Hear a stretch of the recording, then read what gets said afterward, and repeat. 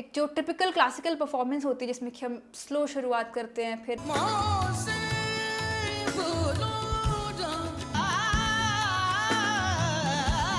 एक यूनिफॉर्म तरीके से रिदम चल रही है।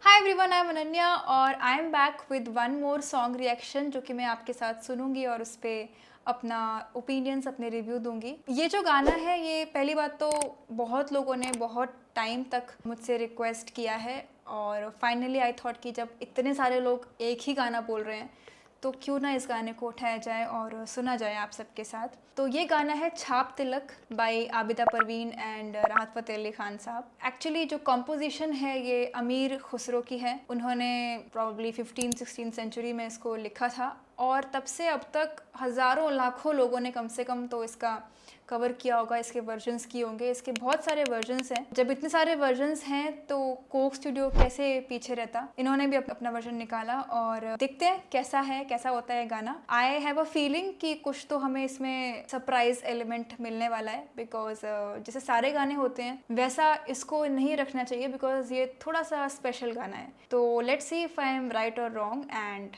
Let's start.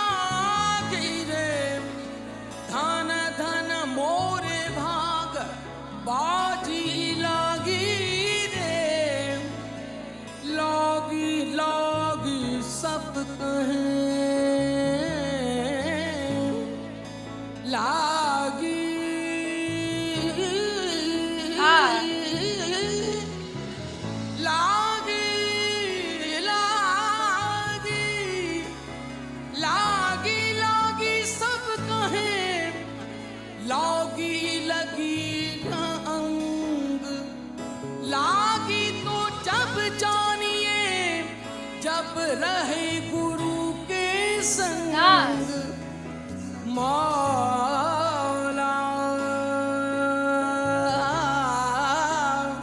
ओ जी मौला।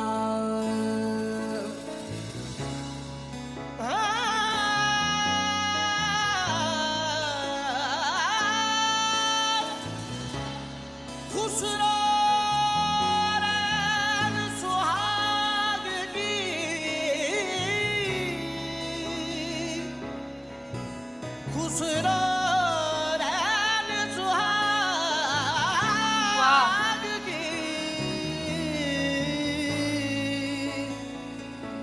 जो मैं जागी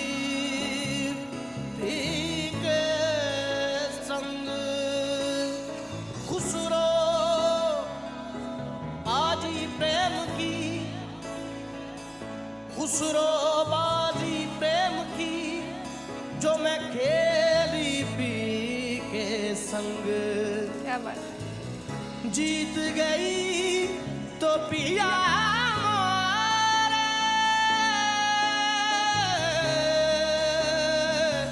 जो मैं हारी पी के संग। छाप तिलक सब छीन लिए मुझसे नैना मिलाई के। छाप तिलक सब छीन लिए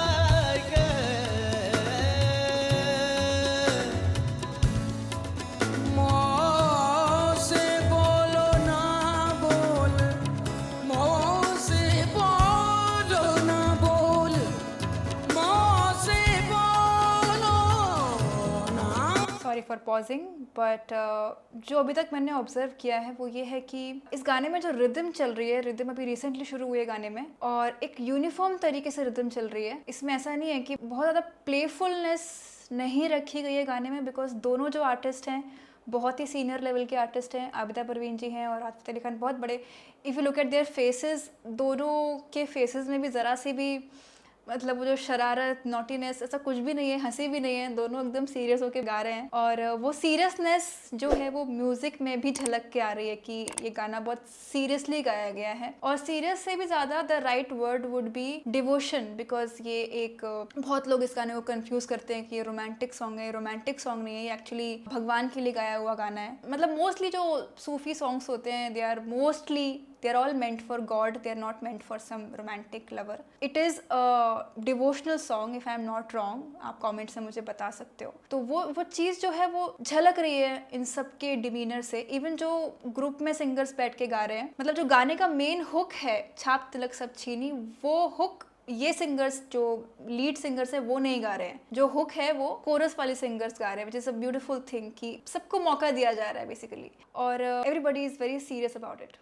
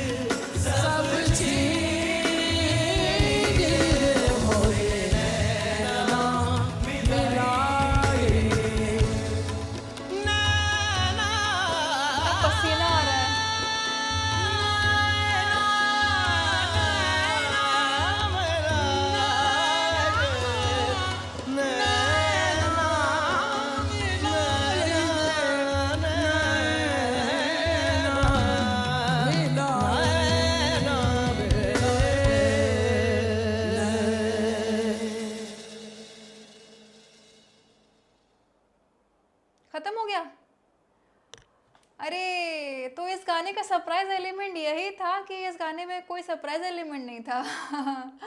मैं गलत थी या क्या पता मैं सही थी, बिकॉज इस गाने में एज आई मेंशन्ड बीच में कि एक यूनिफॉर्म रिदम चल रही है और ये काफ़ी अलग है बाकी कोक स्टूडियो के सॉन्ग्स से, जिसमें कि बहुत शेप होता है गाने में। मतलब गाने में एक शुरुआत होती है, देन एक मिडिल सेगमेंट आता है, देन एक एंड का सेगमेंट आता है। एक जो टिपिकल क्लासिकल परफॉर्मेंस होती है जिसमें कि हम स्लो शुरुआत करते हैं फिर फास्ट करते हैं, तो उसी पैटर्न को फॉलो करते हैं मोस्टली सॉन्ग्स। बट इस गाने में ऐसा कुछ भी नहीं था। इस गाने में एक ही शेप में गाना चल रहा था, उन्हीं में काफ़ी चीज़ें ऐसी हुई जो सरप्राइजिंग थी, स्पेशली राहत फ़तेह अली खान के जो पार्ट्स थे। तो राहत फ़तेह अली खान मतलब जितने तरीके से इस गाने को एक्सपेरिमेंट कर सकते थे, जितने तरीके से इसको एक्सप्लोर कर सकते थे एक्सट्रीम में जाके, वो उन्होंने इसमें किया है, being with in the limited arrangement that he had. और क्या सीरियसनेस के साथ दोनों ने गाया। बोथ आबिदा परवीन जी और राहत फ़तेह अली खान जी दोनों ही इतना ज़्यादा तल्लीनता से इस गाने को गा रहे थे कि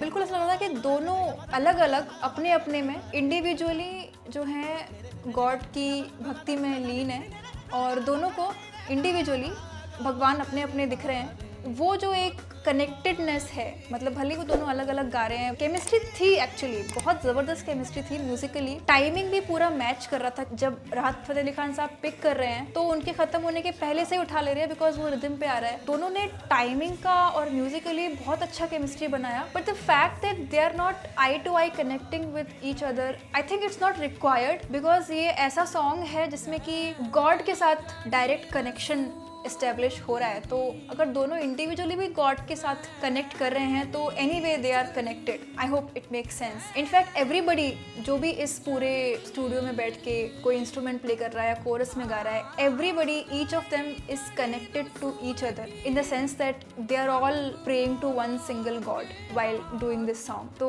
उस तरीके से ये गाना बड़ा ही अलग लगा मुझे और it's a very beautiful and very different kind of feeling after listening to this song. मतलब कुछ तो अलग किया है। तो एक चीज़ मुझे जो सबसे ज़्यादा नोटिसेबल लगी वो ये लगी कि लास्ट में जब दोनों सिंगर साथ में गाते हैं, वो जो जुगलबंदी होती है उसमें दोनों गा तो साथ में रहे हैं, लेकिन वो गा रहे हैं अलग अलग पीसेस। वो कुछ और गा रही है और वो कुछ और गा रहे हैं, लेकिन वो जिस तरीके से ब्लेंड कर रहा है, पहली बात तो दोनों आवाज़ों को ब्लेंड किया गया है। तो ये मिक्सिंग इंजीनियर की बहुत बड़ी तारीफ है कि उन्होंने इस तरीके से मिक्स किया, कोई भी आवाज़ एक दूसरे के ऊपर हावी नहीं हो रही है और दोनों ही आवाज़ों की ब्यूटी निकल के आ रही है। Let's listen to this part again.